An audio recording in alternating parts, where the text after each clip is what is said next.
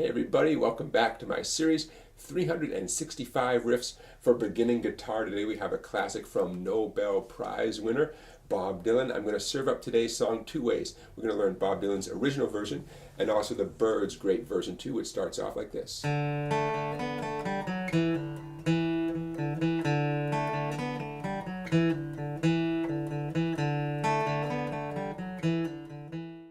Here's what you need for Mr. Tambourine Man. Capo at the 3rd fret for the Bob Dylan version, no capo for the Byrds version. The chords, G major with any fingering you prefer, A major, D major, and the Byrds also squeeze in an E minor chord during the chorus. We'll cover that when we get there. Let's talk about your right hand strumming pattern, the Bob Dylan version. You hit a bass string, in this case of G, you hit the 6th string, and then a light down, down, up, down, up.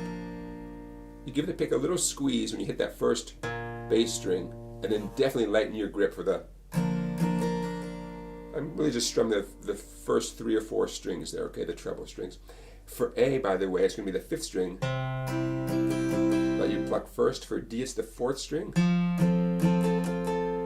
And when the E minor comes up during the Byrds version, it'll be the 6th string that you hit first.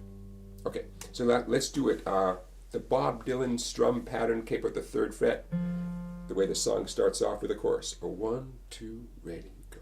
Hey, Mr. Tambourine Man, play a song for me. I'm not sleepy and there is no place I'm going to. Hey, Mr. Tambourine Man, play a song for me.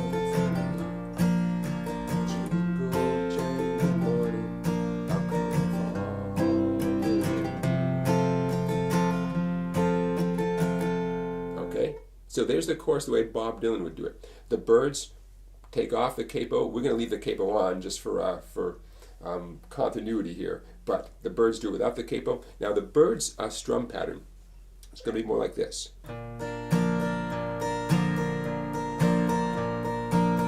I'm still starting with the same bass note that you did with the Bob Dylan version, but after that, it's a light up, down, up on the maybe 2 or 3 treble strings.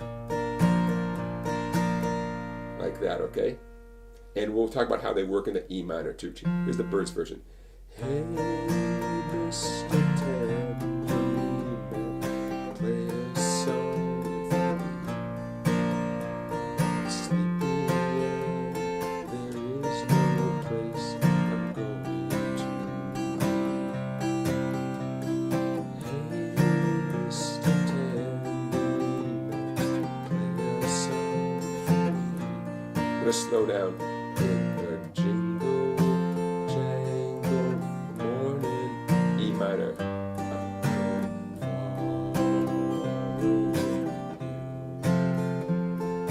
Okay, so see what happened with that G and the E minor? We're on them very briefly, right?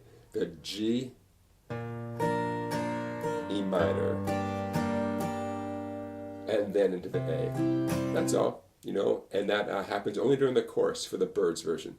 Okay, there we are. Now let's get into the verse. Now you're going to be pleasantly surprised, maybe not surprised, to find out that the verse is very similar to the chorus. We're going to do the same strum pattern for both the Byrds version and the Bob Dylan version, and the chords are almost identical. Okay, so here comes the verse.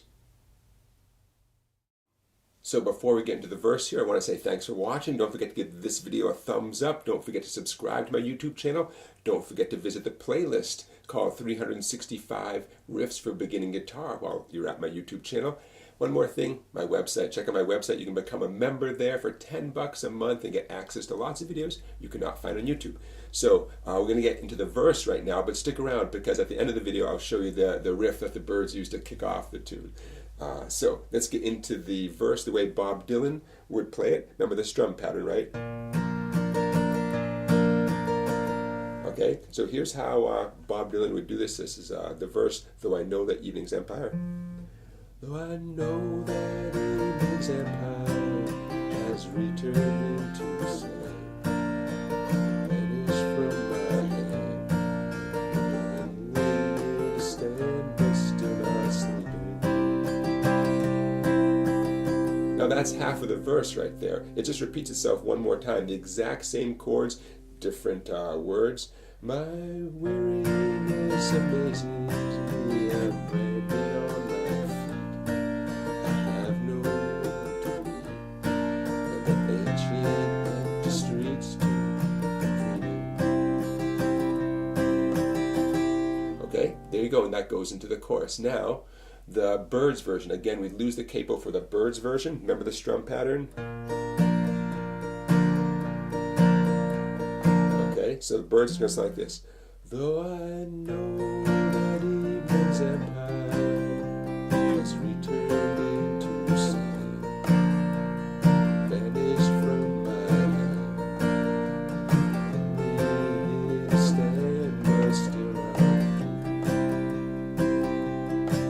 and you repeat that again with the next lines of the verse, and that finishes up the verse. Okay, so different strum patterns, obviously different keys because we lose the capo.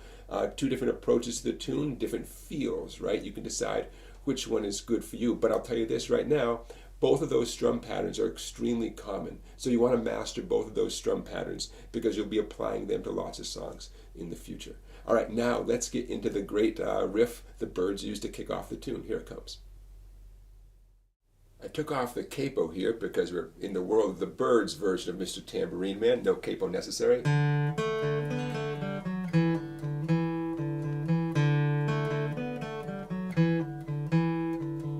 Now, of course, they're doing it on a 12-string. I assume that's Roger McGuinn playing on 12-string. Beautiful sound. We're not going to be able to capture that exact essence here with our 6-string guitars. I bet most of you have 6-string guitars like me until Santa Claus brings you a 12-string, right? But in the meantime, let's learn this riff. To the best of your ability, leave that D string ringing during the following notes, you know, the subsequent notes on the 3rd string, because it sounds so great to have that note, that string still chiming along.